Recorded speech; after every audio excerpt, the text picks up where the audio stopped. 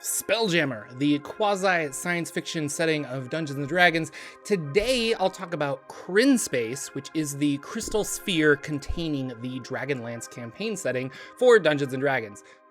Now, if you're not sure what a crystal sphere is, wild space, or spelljamming in general, I'll put a link in the description to a Spelljammer playlist that will hopefully answer all of your questions. And soon, you too will be flying through the wonky physics of wild space and the phlogiston. Hello everybody, Jordan here. The PH is silent. Krynn, which is home to the Dragonlance Campaign Setting, is by far the most populated planet, and that entire crystal sphere that houses Krynnspace is about 8,000 million miles in diameter, which is larger than realm space that holds the Forgotten Realms campaign setting.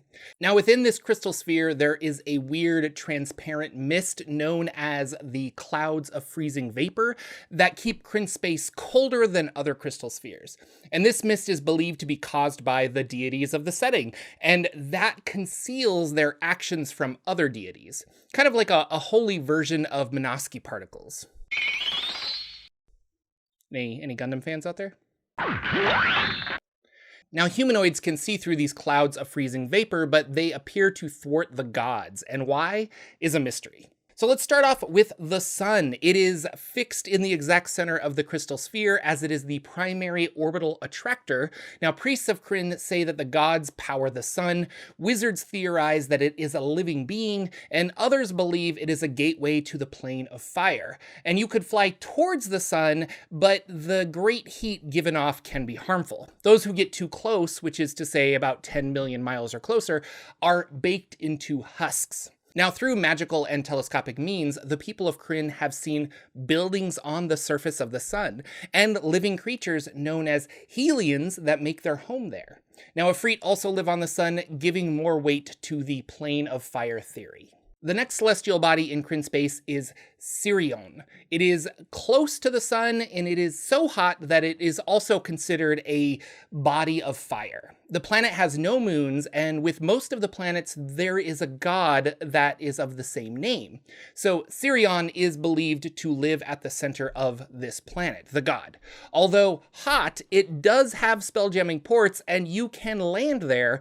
There are seas of magma with large chunks of rock that act as land masses. There's little life on this planet except for fire-inclined magical species, such as the Azar or Efreet. Riorx is next, and it is a earthen body with one moon. Riorx's moon can support life, but is uninhabited and mostly unexplored, except for some dwarven miners that have set up an operation there. Riorx is also a deity, and worshippers believe that the god lives deep within the planet in a great hall of gold, silver, platinum, and mithril.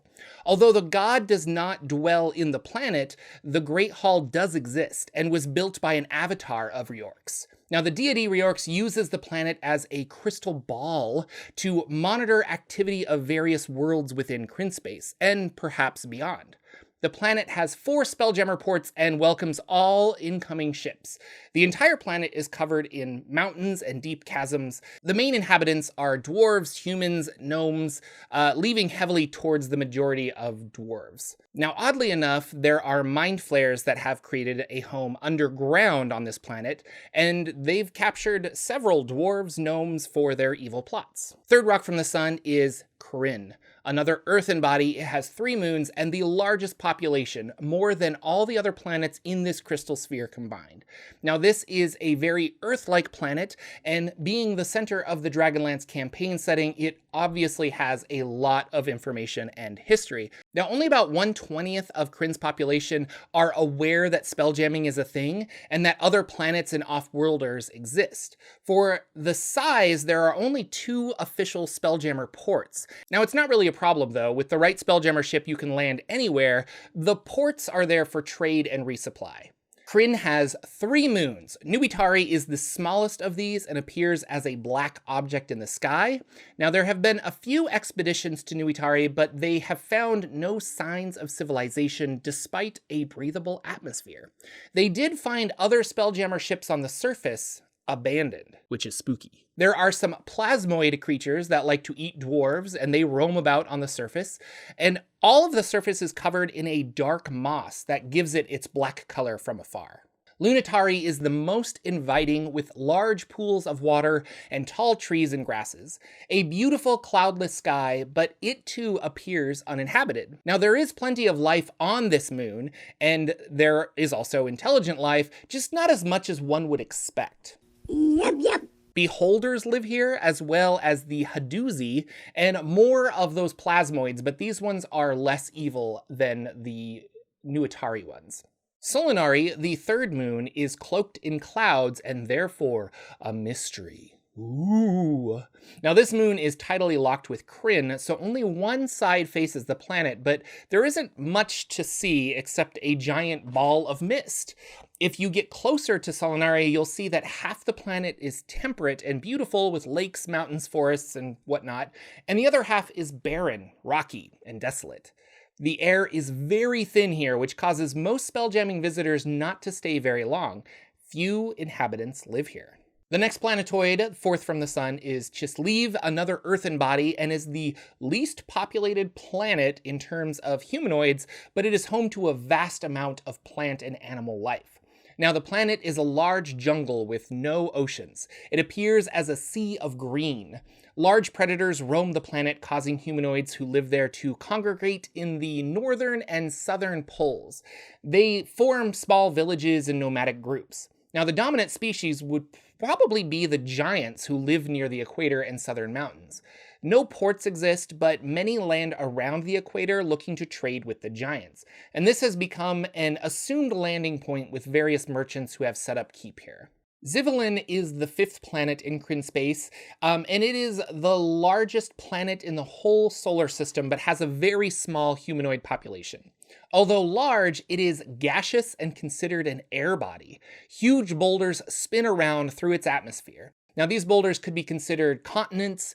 In a way, they move rather erratically. Xivalin has 12 moons that are all Earth-type bodies, and it's postulated that Xivalin was once very Krynn-like with oceans and continents, but something happened that brought about the world's downfall, causing it to be broken apart. Now, something so powerful, perhaps the gods themselves, destroyed the planet, or a great power trapped inside broke free.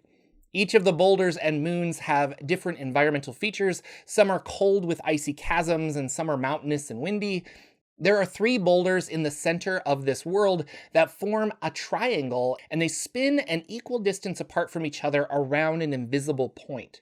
No one really knows how this happened or happens, and it's probably through some kind of magical force, they assume, but that force seems to be what is holding the entire air planet together. The main inhabitants are few, although they are avian in nature. Winged creatures can more easily navigate through the different earthen bodies.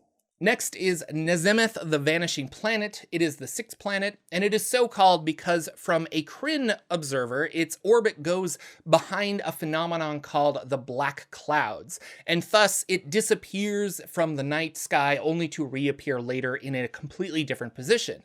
Now, the truth is that it goes behind the black clouds, but Krynn mages believe the planet is able to phase in and out of another plane, or some believe that the planet is actually a living thing that decides to cast invisible on itself occasionally. The truth hasn't really been discovered by any scholars of Krynn because every Spelljammer ship that has visited Nzemith never returned. No person has left the planet alive.